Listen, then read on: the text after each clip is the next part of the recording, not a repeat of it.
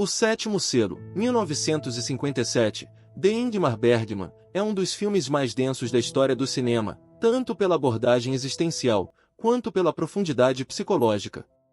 No vídeo de hoje vamos a uma análise detalhada em 3 camadas: o olhar cinematográfico, o viés psicológico, e a forma como ele nos ajuda a enxergar a morte.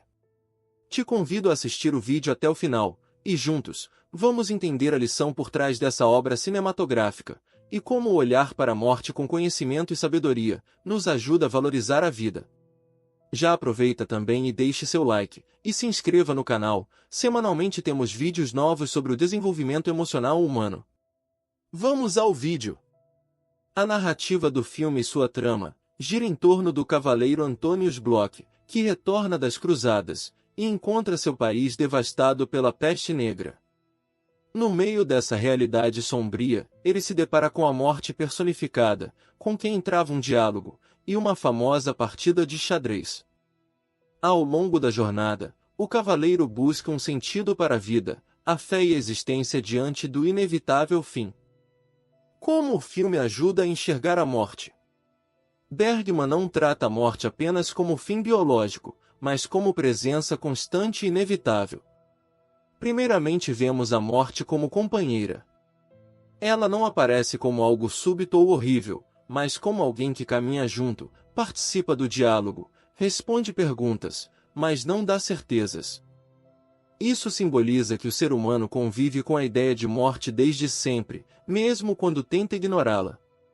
Na partida de xadrez, o jogo representa a tentativa humana de negociar com o destino, de ganhar tempo, de tentar compreender o que está além. É uma metáfora para a luta interna entre aceitar e resistir à finitude. Além disso, a peste como pano de fundo traz a morte coletiva, lembrando que não é apenas um destino individual, mas também um fenômeno social, que gera medo, histeria e comportamentos extremos. Assim, o filme ajuda o espectador a enxergar a morte não apenas como tragédia, mas como parte intrínseca da vida, um convite para refletir sobre o que realmente importa antes do fim. Agora vamos ao viés psicológico por trás da obra. Bergman toca em pontos centrais da psicologia existencial, da filosofia e até da psicanálise. Traz a angústia existencial vivenciada por muitos. O cavaleiro busca provas da existência de Deus e um sentido último, mas encontra apenas silêncio em sua busca. No filme fica bem evidente como a religião usa o medo da morte como um trunfo para o controle das pessoas. E as pessoas em geral são ignorantes quanto ao que realmente é a morte. Essa angústia representa a experiência humana diante da morte, não saber ou aceitar o que existe após o fim. Vemos alguns mecanismos de enfrentamento da morte, cada personagem expressa modos diferentes de lidar com a finitude. O cavaleiro traz a negação e a negociação, e joga xadrez com a morte para adiar. O escudeiro demonstra ceticismo, encarando a vida de forma crua, sem ilusões.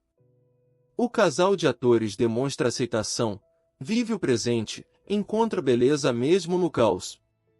Isso mostra como o enfrentamento da morte pode variar do desespero à serenidade, dependendo do olhar emocional. Em meio ao desespero, o cavaleiro encontra pequenos momentos de sentido, como quando compartilha um lanche simples, leite e morangos com a família de artistas. Esse instante de pureza contrasta com o caos da peste, e nos ajuda a entender que mesmo em meio ao sofrimento inevitável, ainda é possível encontrar sentido nos pequenos gestos, nas relações humanas, no amor. A figura da morte, com um rosto sereno e inevitável, é um arquétipo, representa imagens universais da psique. No filme, ela atua como sombra inevitável que acompanha o herói, e de certa forma, guia a sua jornada de autoconhecimento. Em determinado momento, Antonius Bloch questiona a morte sobre os mistérios da existência, buscando uma resposta definitiva sobre o que vem depois. A morte, no entanto, responde com frieza: "Eu não tenho conhecimento." Essa resposta é chocante, porque quebra a expectativa de que a morte teria acesso a verdades últimas. Também reforça o silêncio do transcendente, onde nem a própria personificação da morte pode revelar o além. E expõe o homem diante da sua solidão existencial, a busca por certeza não encontra eco. Nesse momento vemos um paralelo com o texto bíblico de Eclesiastes 9, 5 e 6. Pois os vivos sabem que morrerão, mas os mortos não sabem absolutamente nada, não têm mais recompensa, e a sua memória caiu no esquecimento. Seu amor, ódio e inveja já pereceram, nunca mais terão parte em coisa alguma do que se faz debaixo do sol. A ligação é direta, tanto no filme quanto em Eclesiastes. A morte é retratada como silêncio, ausência de conhecimento e desconexão da vida. A frase da morte no filme ecoa exatamente esse conceito. Nem ela, como personificação, possui informações secretas. Isso nos confronta com a angústia do desconhecido, mas também com a verdade de que o que importa está debaixo do sol, ou seja, na vida presente. O cavaleiro projeta na morte a esperança de uma resposta metafísica, mas recebe apenas vazio. Esse é um choque existencial, semelhante ao que muitos sentem ao buscar certezas religiosas, filosóficas ou científicas e encontrarem silêncio. A angústia da finitude, ou ausência de respostas, não é apenas filosófica, mas emocional. Gera desamparo, o que está no cerne da condição humana. E um convite ao presente, tanto Eclesiastes quanto Bergman, apontam para a mesma direção, já que não existe conhecimento na morte, cabe-nos encontrar sentido e plenitude no agora. O encontro entre o cavaleiro e a morte funciona como uma ilustração visual de Eclesiastes. Ambos dizem que a morte não traz revelação, mas silêncio.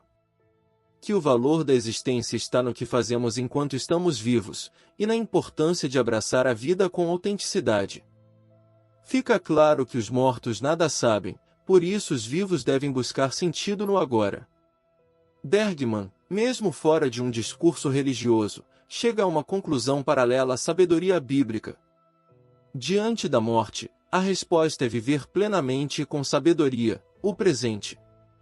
Qual o valor de refletir sobre a morte? O filme mostra que a vida só ganha profundidade quando aceitamos a morte como realidade. A morte deixa de ser um inimigo e se torna um espelho. Ela obriga a perguntar: o que estou fazendo com o meu tempo, com a minha vida? Esse olhar reduz a ansiedade existencial. Quando aceitamos a finitude, podemos escolher viver de forma mais autêntica, significativa e presente. Portanto, o sétimo selo é uma meditação visual sobre a mortalidade. Ele revela nossos mecanismos de defesa contra a morte, expõe a angústia do silêncio divino, ou da confusão sobre a morte, no aprendizado religioso de muitas pessoas. E convida a uma vida mais consciente. Ao encarar a morte, nesse contexto, não como inimiga, mas como presença inevitável, Bergman nos leva a ressignificar nossa própria existência. O que achou desse conteúdo? Fez sentido para você? Estamos muito felizes por ter assistido o vídeo. Seja um apoiador de nosso canal. Nos apoie deixando o seu like, comentando o que achou e compartilhando com seus amigos e familiares. Lembre-se também de se inscrever no canal e ativar o sininho, é algo muito importante para nós. E fique à vontade em deixar sugestões para os próximos vídeos. Nosso e-mail e outras maneiras de apoiar o canal estão na descrição do vídeo. Muito obrigado por estar comigo até aqui.